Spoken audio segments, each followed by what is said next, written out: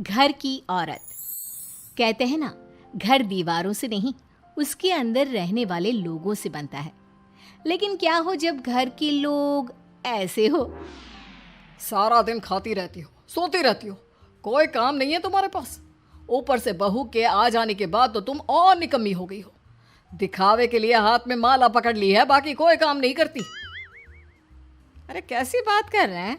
अब तो बहू आ गई है, अब तो मेरी बेइज्जती करना बंद कर दीजिए। जैसे तैसे मेरी तो जिंदगी कट गई, गालियां खा खा कर। अरे उस बेचारी को तो छोड़ दीजिए। तभी बेटे के जोर जोर से चिल्लाने की आवाज आती है। कहा था ना तुमसे रिजाइन कर दो, क्यों नहीं किया? और ये पर्स लटका कर कहाँ निकली? चलो कमरे में, काम करो घर का। बहू बेटे की लड़ाई सुनकर सास ससुर बाहर आ जाते हैं। सामने खड़ी होती है नई नवेली बहू रीमा। देख लीजिए माँ जी, शादी से पहले तो मेरे माँ पापा के सामने कहा था कि शादी के बाद नौकरी करने देंगे, लेकिन अब क्या कह रहे हैं? तो तुम माँ जी को क्यों बोल रही है बहू? तब उसका मन रहा होगा, अब नहीं है। पर पिताजी, उसके मन से मेरा करियर तो नहीं चल सकता ना। ससुर को बहू की बात पर गुस्सा आ जाता है। वो बेटी की तरफ देखता है। पापा से जबान लड़ाती है, रुक। ये बोलकर वो पत्नी को खींचकर कमरे में ले जाता है और बंद कर देता है। ये सब देखकर सास दुखी हो जाती है। पति के जाने के बाद सास बेटी से कहती है, देख बेटा, अब जमाना कुछ और है। तेरे पिता ने घर में औरतों की कद्र नहीं की, लेकिन तू ऐसा ना बन। शहर की समझदार पढ़ी लिखी लड़की से शादी की है तूने, उसका ख्याल रखा कर, तमीज से पेश आया कर। जा, बहू को कमरे से बाहर ले आ। लेकिन बेटा नहीं मानता और बहू कमरे में सारा दिन बंद रहती है। शाम को बेटा बाहर जाता है कि सास चाय और बिस्कुट लेकर बहू के कमरे में जाती है। बहू बेटा ये ले, चाय पी ले। रो रो कर कैसी शक्ल बना ली है बेटा। माँ जी, ये कैसे लोग हैं? आप कैसे मैनेज कर रही हैं? ऐसे थोड़ी ना होता है माँ जी। घर की औरतों को तो पिताजी और ये इंसान समझते ही नहीं। क्या करूं बेटा, मैंने तो जैसे तैसे सह लिया, लेकिन तू ना सहना। दोनों बात कर ही रहे थे कि ससुर आ जाते हैं। अच्छा, तो अब बहू को भड़का रही हो?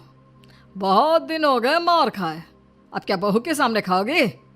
जाओ यहाँ से, और जरूरत नहीं है ज्यादा इस लड़की को सर पर चढ़ाने की, समझी?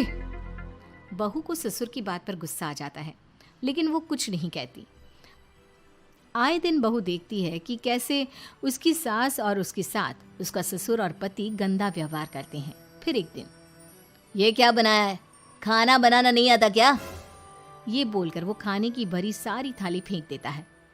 अरे बेटा कोई बात नहीं, शांत हो जा, मैं अभी बाहर से कुछ मंगवा देता हूँ। हाँ पापा, ऑर्डर करिए। ऐसे खाने से तो पेट भरने से रहा। वैसे खाना तुमको बनाना आता नहीं और बाहर जाकर नौकरी करना चाहती हो। अरे तुम जैसे को तो पूछते भी नहीं है बाहर। बहू को पति की बात पर गुस्सा आता है, तभी सास बोल पड़ती है।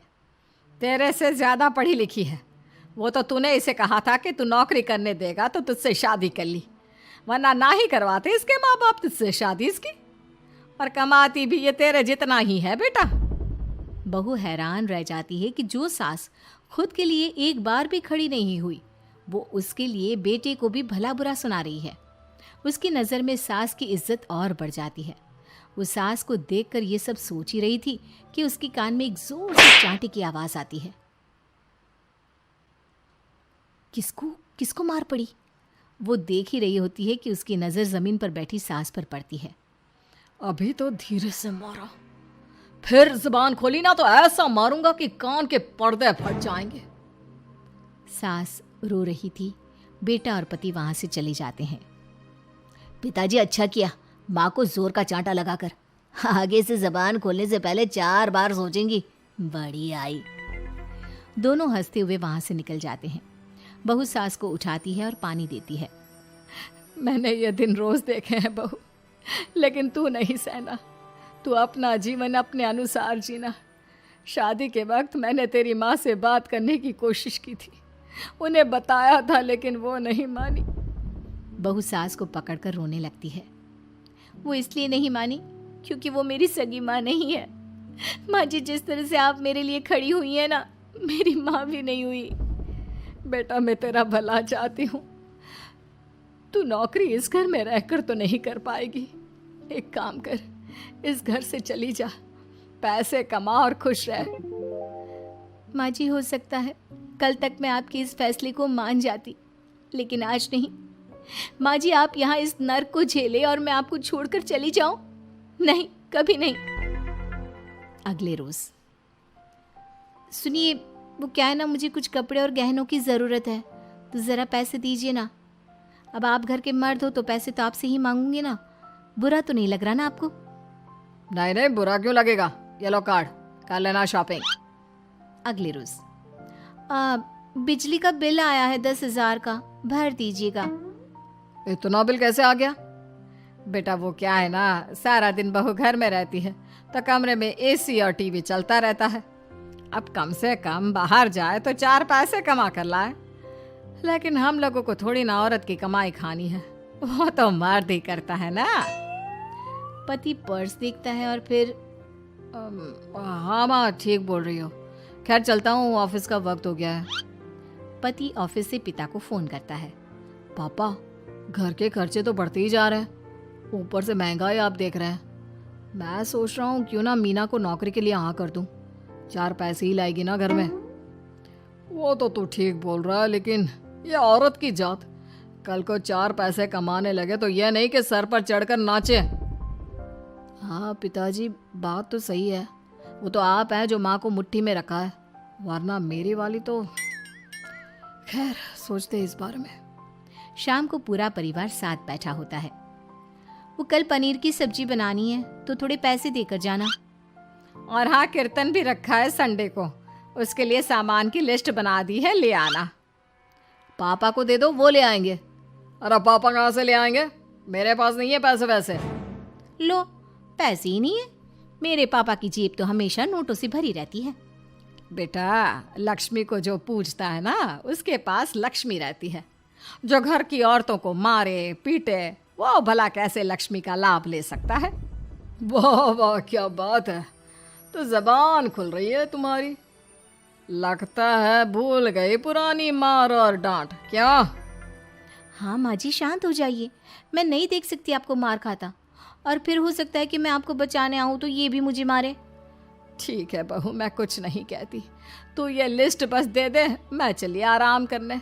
फिर अगले रोज, सुनिए जी, वो मायके जाना है, वो क्या है ना, शादी के बाद से गई नहीं, तो ट्रेन की टिकट बुक करवा देना। तो मैं भी तो साथ जाऊंगा ना तुम्हारे। तो ठीक है, फिर फ्लाइट की ही टिकट करवा दीजिए। वो क्या है ना, अच्छा थोड़ी ना लगता है, आप पहली बार मेरे साथ जा रहे हो और हम ट्रेन से चले, ठीक है ना? पति ऑफिस जाता है, जहाँ उसका दोस्त कहता है, अरे क्या हो गया यार, परेशान सा दिख रहा है, तेरी तो नई नई शादी हुई है, भाभी परेशान कर रही है क्या? अरे नहीं यार, तू तो जानता है थोड़ी सी कमाई में घर चलाना मुश्किल हो रहा है, तू कैसे मैनेज करता है यार? कैसे क्या यार, तू जानता है ना मेरी बीवी रिया को, वो टीचर है, फिर घर में ट्यूशन करती है, साथ में बच्चे भी पढ़ लेते हैं। यार, घर नाम की गाड़ी दोनों पहियों के साथ चलने से ही चलती है, वो भी कमाती है और मैं भी, और चल रहा है घर बस। पति को दोस्त की बात समझ में आती है, लेकिन पिता का ज्ञान कैसे भूल सकता था? भाई, कल को सर पर चढ़कर नाचने लगी तो। शाम को घर आता है, जहाँ उसकी बुआ और उसका बेटा बैठे होते हैं। अरे आ गया लल्ला, कैसा थका थका सा लग रहा है, सब ठीक है ना? नमस्ते बुआ, कैसे आना हुआ? कैसा है रमेश? भाई को तो भाई की याद ही नहीं आती। अरे नहीं नहीं भैया, याद नहीं आती तो यहाँ कैसे आता? ये लीजिए मेरी शादी का कार्ड, जरूर आना। पति कार्ड खोलता है। डॉक्टर रश्मि, अरे वाह, तेरी होने वाली बीवी डॉक्टर है। और क्या भैया, आपकी बीवी इंजीनियर तो मेरी डॉक्टर। तभी वहाँ सास आ जाती है। अरे जब घर में ही बिठाना है बेचारी को, तो काहे का इंजीनियर है, तो काम वाली ही, घर का काम करती है और आराम। इतनी पढ़ी लिखी लड़की को घर पर क्यों बिठा रखा है? अरे बहू कहीं झोला छाप डिग्री तो नहीं लेकर आई है? पत्नी की बुराई सुनकर पति को गुस्सा आता है। नहीं बुआ, यूनिवर्सिटी टॉपर है मेरी मीना, और हाँ, बड़ी कंपनी में काम भी करती है। बस शादी के बाद कुछ महीनों की छुट्टी ली थी, अगले हफ्ते से ऑफिस शुरू हो जाएगा। क्यों मीना?